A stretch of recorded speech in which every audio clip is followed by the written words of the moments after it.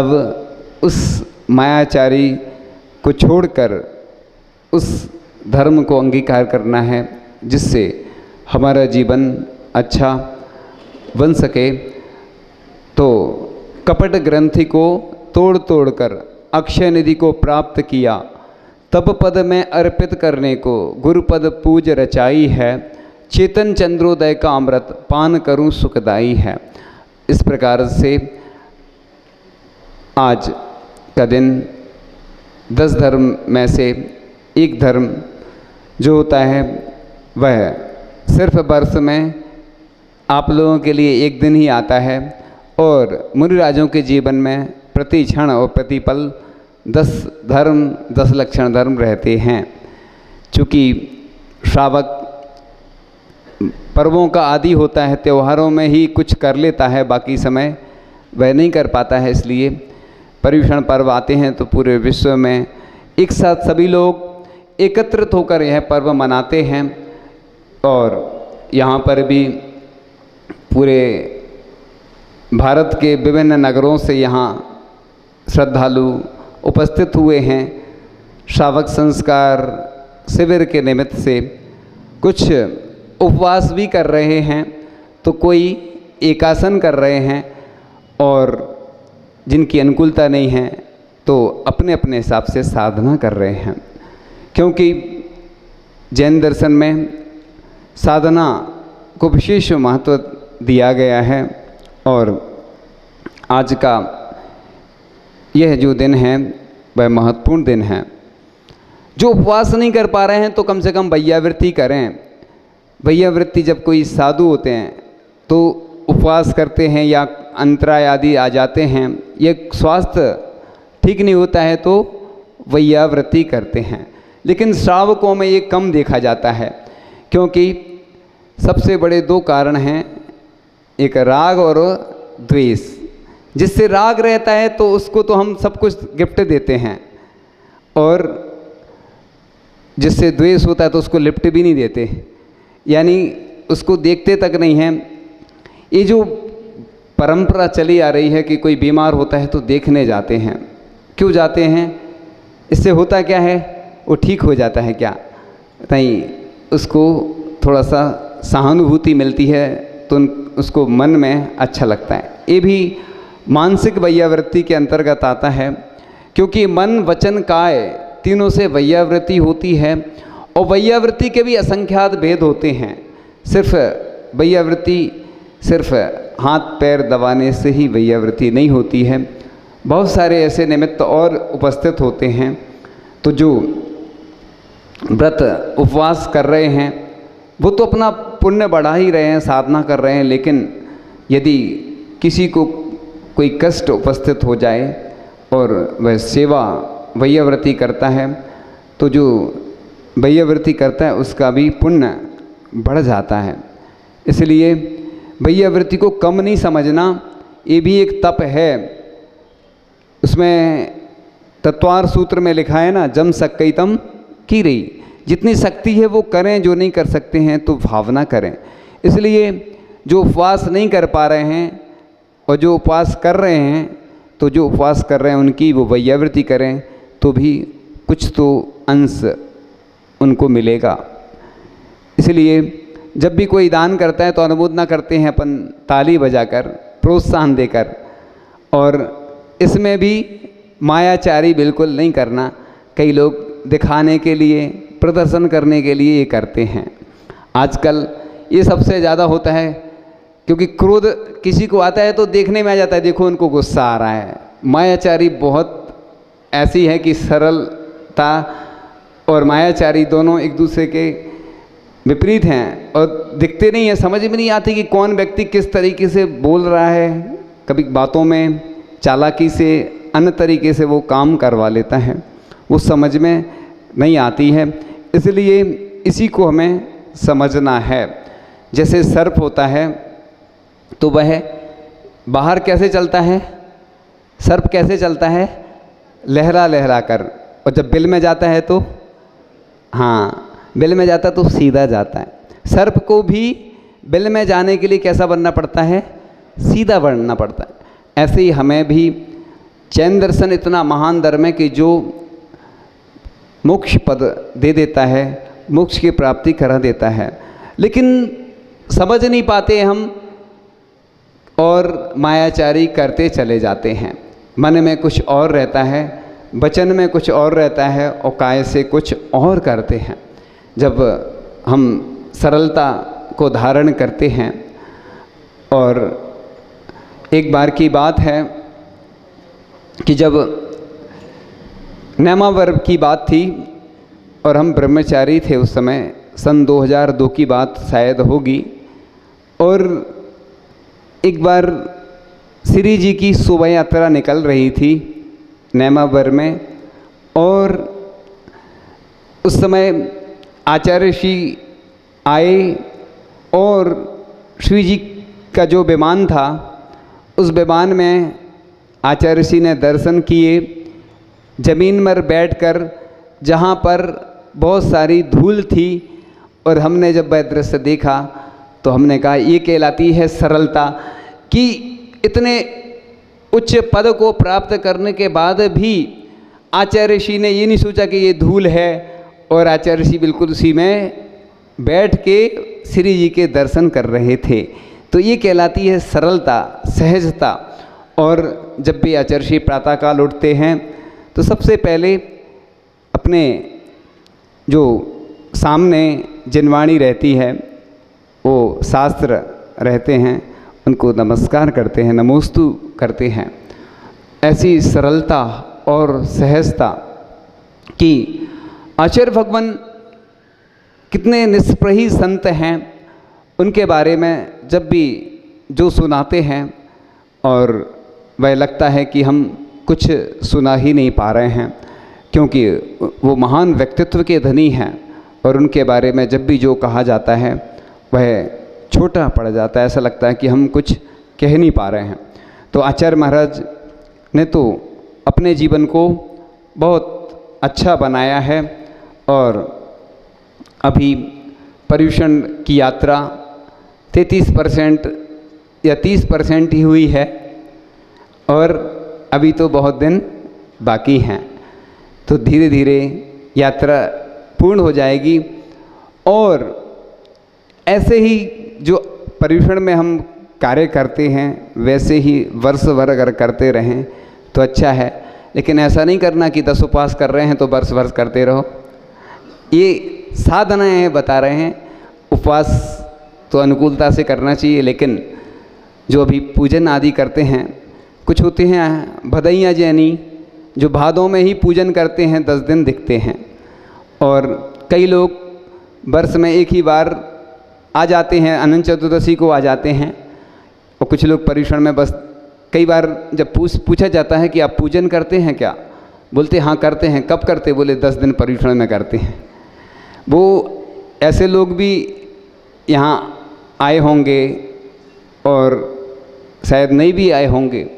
ऐसे भी लोग रहते हैं कि जो बस अपनी औपचारिकता कर लेते हैं, लेकिन जैन दर्शन कहता है, जैन धर्म कि हमें औपचारिकता नहीं करना है, क्योंकि जैन दर्शन इतना महान धर्म है कि लोग देख रहे होंगे कि जो साधना करते हैं तो सभी अनुमोदना भी करते हैं उसकी कि बहुत अच्छा कार्य आप कर रहे हैं, क्योंकि अच्छे कार्य की सभी अनुमोदना करते हैं। जैसे कोई दान करता है तो सभी लोग प्रशंसा करते कि आपने बहुत अच्छा कार्य किया है, दान की अनुमोदना करते हैं। इसी प्रकार से जो तप साधना करते हैं उनकी भी सभी अनुमोदना करते हैं। तो पंक्तियाँ लिखी हुई हैं, किसी की पंक्ति हैं, 10 धर्मों का बाग है सुंदर, इन्हें सजा ले लो अपने अंदर, तन मन जीवन भी महकेगा, कर्म धूल सारी हर लेता, क्षमा क्रोध से दूर करेगा, मार दो मन का मान हरेगा, आर्जव सीधी चाल बनाता, सत्य ज्ञान का रूप दिखाता, सोच लोभ को दूर भगाए, संयम आत्म स्वस्थ बनाए, तप से अपना नाता जोड़ो, त्याग से अपना मुख ना मोड़ो, आकिंचन का पालन करना, ब्रह्मचर्य को धारण करना, 10 धर्मों का करो आचरण, आत्म का हो जाए जागरण, आत्म का दर्शन करवाए, आत्म आनंद पा हर्षाए। तो यह 10 धर्म हमें जीवन में कुछ सिखाने के लिए आते हैं। आज का यह पावन प्रसंग सभी लोग आज अहिंसा की इस समागम में उपस्थित हुए हैं और यह विश्व अहिंसा दिवस जो कि महात्मा गांधी जी के इस प्रसंग पर हर वर्ष उपस्थित होता है, लेकिन हम लोग अहिंसा की बातें बड़ी बड़ी करते हैं, लंबी चौड़ी करते हैं, नारे लगाते हैं, लेकिन सिर्फ बस नारों तक ही सीमित रह गई है अहिंसा। हिंसा का तांडव चारों ओर फैलता जा रहा है, बढ़ता जा रहा है। आज देखो सामने भी आपको दृश्य दिख रहा होगा कि अहिंसा के क्षेत्र में भी अहिंसक लोग उपस्थित नहीं हैं। ये हमारा दुर्भाग्य है, ये समाज का भी दुर्भाग्य है और हम जैन समाज का भी दुर्भाग्य है और पूरे भारत का नहीं पूरे विश्व का दुर्भाग्य कहेंगे इसको कि सिर्फ हम अपने लिए ही जीते हैं, कभी दूसरों के लिए जीना सीखेंगे तभी हम जियो और जीने दो का संदेश दुनिया को पहुंचा पाएंगे। कहा जाता है जियो बस जीने नहीं दो, आजकल तो बस जियो चल रहा है, जहां जहां बस जहां देखो जियो और जीने नहीं दो बस। यदि मन वचन काय कृत कार्य अनुमोदना सबसे हिंसा का समर्थन होता है। आचार्य जी तो ये बोलते हैं कि अहिंसा बैंक होना चाहिए, क्योंकि हम बैंक में भी जो धन अपना जमा करते हैं उसका भी हमें दोष लगता है, क्योंकि वो धन मछली पालन आदि में उपयोग होता है। आचार्य जी के अंदर जब ऐसी पीड़ा आई तो आचार्य जी ने फिर बीना वाराय में एक शांति धारा दुग्ध योजना के लिए आशीर्वाद दिया, प्रेरणा दी कि आज देखो पूरा देश जहां देखो जहां हर पदार्थ में मिलावट हो रही है, चाहे वो दूध हो चाहे घी हो, क्योंकि आज सब पैक आ रहा है। सब पहले के लोग शुद्ध दूध ग्रहण करते थे, शुद्ध घी ग्रहण करते थे, लेकिन आज स्थिति ये है कि बस सब चीज रेडीमेड होती जा रही है। कुछ दिन बाद सब चीजें ऑनलाइन होने वाली हैं, मतलब लोगों के रिश्ते भी ऑनलाइन हो जाएंगे कुछ दिन में। हर चीज ऑनलाइन होना है, देखना आप धीरे धीरे होती जा रही है। वर्तमान में कोई भी सामान खरीदना बस यही बैठे बैठे बटन दबाते हैं और आ जाता है घर पे। अब ऐसे ही हर रिश्तेदार भी ऑनलाइन हो जाएंगे कि बस बटन दबाओगे तो आएंगे तो चले जाएंगे, सब चीजें ऑनलाइन होना है। लेकिन हमारे जब तक गुरुवर हैं तब तक हमें चिंता की बात नहीं है, क्योंकि उन्होंने हमारे लिए अहिंसक वस्त्र हथकरघा के रूप में आचार्य जी ने आशीर्वाद दिया कि जब देखा कि पानी छानने का जो छन्ना है वह भी शुद्ध नहीं है, मटन टैलो नाम का एक पदार्थ होता है जो कि उस पर चढ़ता है, जो कि चमड़े आदि अशुद्ध पदार्थों से बनता है। और श्री जी का हम प्रक्षाल करते हैं और हम देखते हैं कि कई बार हमने लोगों को बोला भी कि नहीं अपन को हथकरघा का इस्तेमाल करना है, तो आजकल लोगों की आदत हो गई है कि इस कान से सुनते हैं और उस कान से निकाल देते हैं। कई लोग तो अभिषेक करने आते हैं, वाहन से आते हैं, हमने कई बार टोका टाकी की, हमने कहा तुम हमारे भगवान को अशुद्ध अवस्था में नहीं छूना, क्योंकि भगवान हमारे शुद्ध हैं और तुम छू लोगे तो हम प्रायश्चित लेंगे, तुम लो या ना लो, क्योंकि हमारे भगवान इतने ऐसे नहीं है कि तुम किसी भी अवस्था में छू लो। तो हमारे भगवान को जब भी छूना जब तुम शुद्ध हो, शुद्ध वस्त्र पहनोगे तो तुम छूने के लायक हो। आहार देने में भी अहिंसक वस्त्रों का यानी हथकरघा के वस्त्रों का ही उपयोग होना चाहिए, और अभिषेक करते समय भी इसी प्रकार से जब भी श्री जी का अभिषेक करते हैं तो जो प्रक्षाल का वस्त्र होता है वो अहिंसक होना चाहिए। सिर्फ नारे तक ही हमें सीमित नहीं रहना है, कुछ करके दिखाना है। यह विश्व अहिंसा दिवस इसलिए आता है कि जन जन में जागृति आए। लोग नशा करते रहते हैं और नशा से दूर हों, क्योंकि नशा से जब तक व्यक्ति दूर नहीं होगा, जब तक स्वयं वह संकल्प नहीं लेगा, संकल्प लेने के बाद भी लोग नशा करते रहते हैं चोरी छिपे। और हमारे पास सब जानकारियां आती रहती हैं, लेकिन हम लोग भी मजबूर रहते हैं। कई लोग बोलते महाराज जी आप बोलते नहीं हैं, तो बोलते हैं जब बोलने का वक्त आता है। लेकिन लोग हैं कि नियम ले लेते हैं, लेकिन कुछ तो ऐसे भी रहते हैं मेरा तो बस एक नियम है, नियम नहीं कोई लेता हूं। कुछ लोग नियम ले लेते हैं, मैं नियम नहीं लूंगा कोई, या नियम ले भी लेते हैं तो तोड़ देते हैं। ये मायाचारी है और झूठ भी है, फरेब भी है, ऐसा कभी नहीं करना। आज का दिन इसलिए मिलता है कि हम नशे से लोगों को दूर करें, हथकरघा के वस्त्र अपनाएं और ट्रेन, स्कूल, कॉलेज में आप देखें तो बच्चे जो भी पढ़ते हैं बाहर, नॉन वेज और वेज एक साथ बनता है। ट्रेन में भी देखो अलग व्यवस्था नहीं रहती है, इसलिए पहले के लोग शुद्ध भोजन नाश्ता घर से ले जाते थे और वो करते थे। आज तो फास्ट फूड आ गया और ट्रेन में एक साथ एक ही कंपार्टमेंट रहता है, उसमें एक साथ नॉन वेज और वेज एक साथ बनता है। तो अपन को प्रयास करना चाहिए कि ऐसी व्यवस्था हो कि अलग अलग हो, चाहे ट्रेन हो, चाहे कॉलेज हो, चाहे कार्यालय हो, ऑफिस हो, जहां जहां भी ऐसी व्यवस्था है। एक बार की बात है, गृहस्थ अवस्था में एक बार स्टेशन पर देखा एक प्लेट लगी हुई थी वेजिटेरियन और नॉन वेजिटेरियन।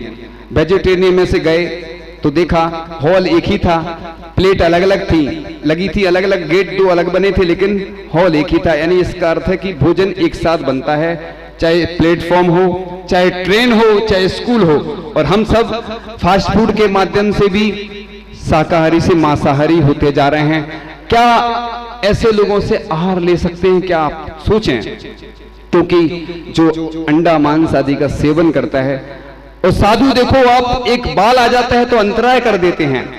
और जो व्यक्ति गुटखा खाता है, सोचिए आप, एक बार पढ़ा था, सुना था कि एक ट्रक में मनुष्य का मल सूखा पकड़ा गया था, सूखा मल, क्योंकि वो सबसे फ्री में मिल जाता है, सबसे सस्ता होता है। सस्ता क्या, फ्री में मिलता है, जितना आने जाने में खर्च लगता है उसको पाउडर बना के वो डाला जाता है। अब बताओ जो गुटखा खाता है, क्या उससे मुनि महाराज आहार ग्रहण कर सकते? वो तो महाराज को छूने लायक नहीं है, उसको हम लोग भी ऐसे व्यक्ति को दूर कर देते हैं। लेकिन क्या करें, आज ऐसी स्थिति होती जा रही है।